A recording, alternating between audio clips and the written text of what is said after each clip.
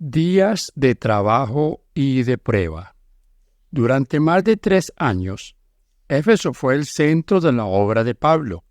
Una iglesia floreciente se había levantado allí. Y desde esa ciudad, el evangelio se había extendido por toda la provincia de Asia, tanto entre los habitantes judíos como entre los gentiles. El apóstol había estado planeando ahora por algún tiempo otro viaje misionero.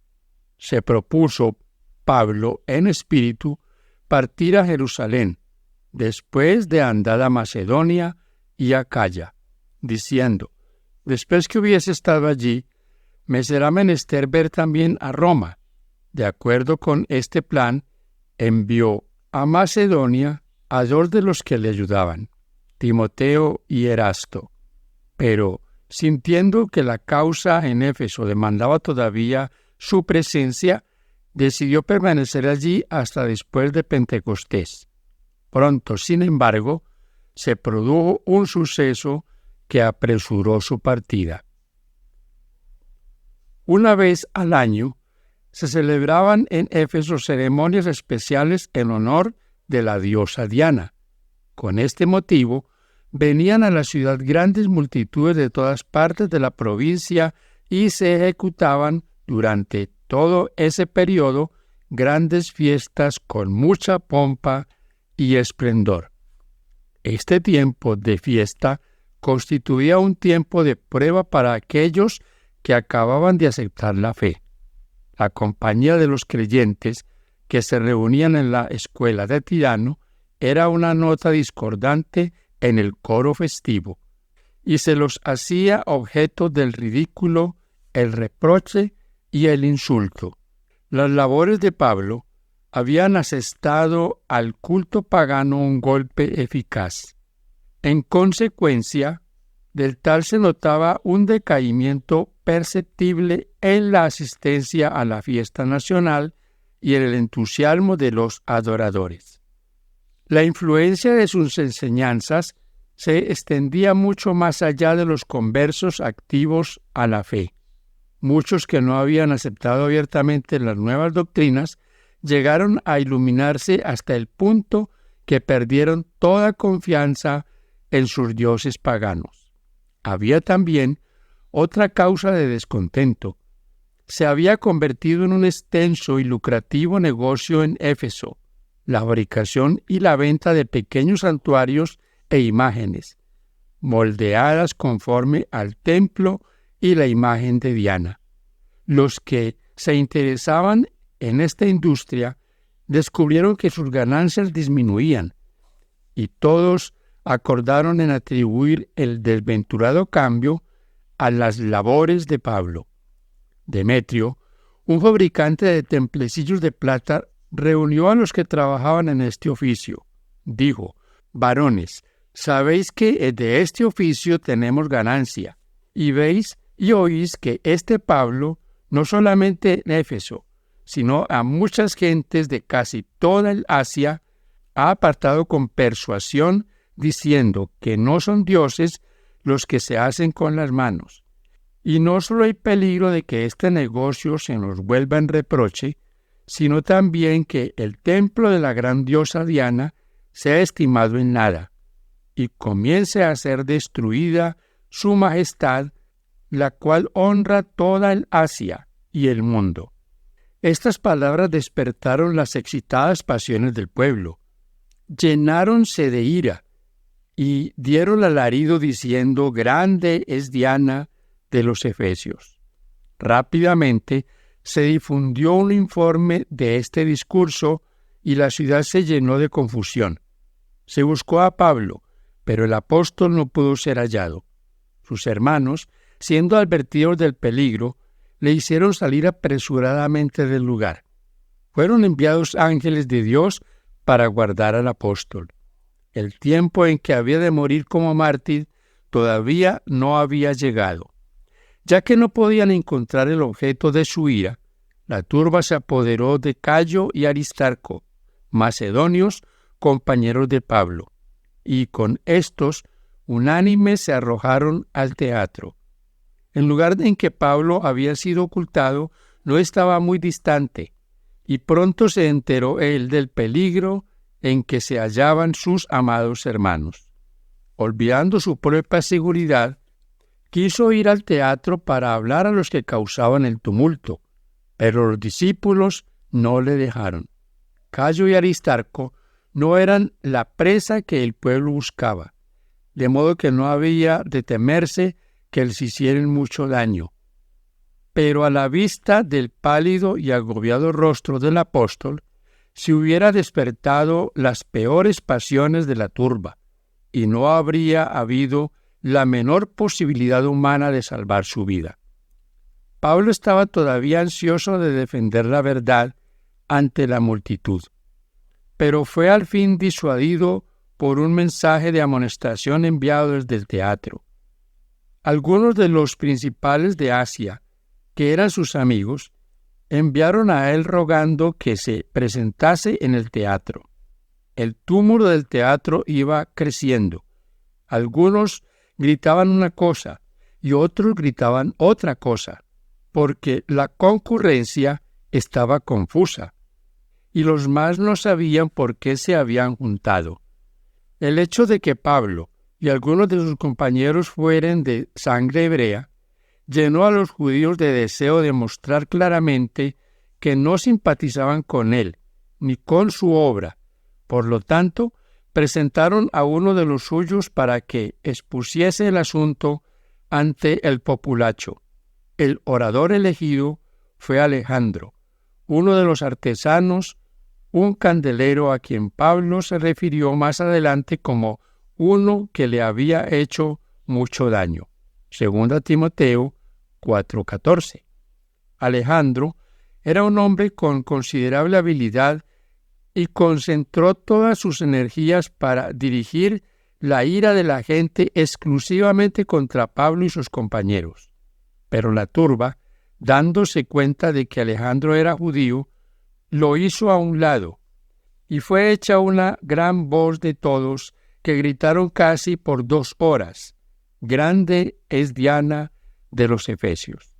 Al fin, completamente exhaustos, pararon y hubo un silencio momentáneo. Entonces, el escribano de la ciudad llamó la atención a la turba y en virtud de su cargo consiguió que le escucharan. Hizo frente al pueblo en su propio terreno y le mostró que no había motivo para ese tumulto. Apeló a su corazón. «Varones efesios», dijo, «¿y quién hay de los hombres que no sepa que la ciudad de los efesios es honrada de la gran diosa Diana y la imagen venida de Júpiter? Así pues, no puede ser contradicho. Conviene que os apaciguéis y que nada hagáis temerariamente, pues habéis traído a estos hombres sin ser sacrílegos ni blasfemadores de vuestra diosa, que si Demetrio y los oficiales que están con él tienen negocio con alguno, audiencias se hacen y procónsules hay. Acúsense los unos a los otros. Y si demandáis alguna otra cosa, en legítima asamblea se puede decidir, porque peligro hay de que seamos arguidos de sedición por hoy, no habiendo ninguna causa por la cual podamos dar razón de este conjuro. Y habiendo dicho esto, despidió la concurrencia. En su discurso, Demetrio había indicado que su oficio estaba en peligro. Estas palabras revelan la verdadera causa del tumulto de Éfeso, y también la causa de mucha de la persecución que afrontaron los apóstoles en su trabajo. Demetrio y sus compañeros de oficio vieron que por la enseñanza y la extensión del Evangelio, el negocio de la fabricación de imágenes estaba en peligro. Los ingresos de los sacerdotes y artesanos paganos estaban comprometidos y por esta razón levantaron contra Pablo la más acerba oposición. La decisión del escribano y de otros que ocupaban puestos de honor en la ciudad habían puesto a Pablo y delante del pueblo como una persona inocente de acto ilegal alguno. Este fue otro triunfo del cristianismo sobre el error y la superstición. Dios había levantado un gran magistrado para vindicar a sus apóstoles y detener a la turba tumultuosa. El corazón de Pablo se llenó de gratitud a Dios porque su vida había sido conservada y el cristianismo no había cobrado mala fama a causa del tumulto de Éfeso. Y después que cesó el alboroto, llamando a Pablo y a los discípulos, habiéndoles exhortado y abrazado, se despidió y partió para ir a Macedonia. En este viaje fue acompañado por los fieles hermanos efesios, Tíquico y Trófimo. Las labores de Pablo en Éfeso terminaron. Su ministerio había sido una época de labor incesante, de muchas pruebas y profunda angustia. Él había enseñado a la gente en público y de casa en casa, instruyéndola y amonestándola con muchas lágrimas. Había tenido que hacer frente continuamente a la oposición de los judíos, quienes no perdían oportunidad para excitar el sentimiento popular contra él. Mientras batallaba así contra la oposición, impulsando el celo incansable, la obra del Evangelio y velando por los intereses de una iglesia todavía nueva en la fe, Pablo sentía en su alma una preocupación por todas las iglesias. La noticia de que había apostasía en algunas de las iglesias levantadas por él le causaba profunda tristeza. Temía que sus esfuerzos en favor de ellas pudieran resultar inútiles. Pasaba muchas noches en desvelo en oración y ferviente meditación al conocer los métodos que se empleaban para contrarrestar su trabajo. Cuando tenía oportunidad y la condición de ellas lo demandaba, escribía a las iglesias para reprenderlas, aconsejarlas, amonestarlas y animarlas. En estas cartas, el apóstol no se explaya en sus propias pruebas. Sin embargo, ocasionalmente se vislumbraban sus labores y sufrimientos en la causa de Cristo. Por amor al Evangelio, soportó azotes y prisiones, frío, hambre y sed, peligros en tierra y mar, en la ciudad y en el desierto, de sus propios compatriotas y de los paganos y los falsos hermanos. Fue difamado, maldecido, considerado como el desecho de todos, angustiado, perseguido, atribulado en todo.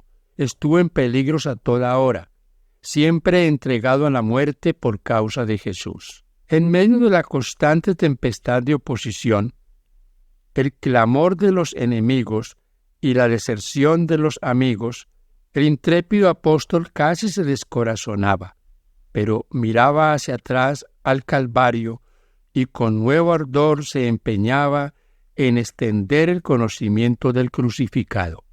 No estaba sino hollando la senda manchada de sangre que Cristo había hollado antes. No quería desistir de la guerra hasta que pudiera arrojar su armadura a los pies de su Redentor. Mis queridos hermanos, esta lectura ha sido tomada del libro Hechos de los Apóstoles, capítulo 28, titulado Días de trabajo y de prueba. Qué gran ejemplo nos deja el apóstol Pablo. Ejemplo de perseverancia, de tenacidad. ¿Cuánto hoy deberíamos nosotros imitar esas cosas? ¿Cuánto hoy se necesitan hombres como Pablo? Que Dios nos ayude, que cada uno podamos hacer la obra que el Señor nos ha encomendado.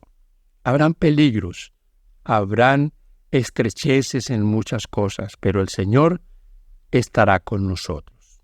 Paz de Cristo para usted.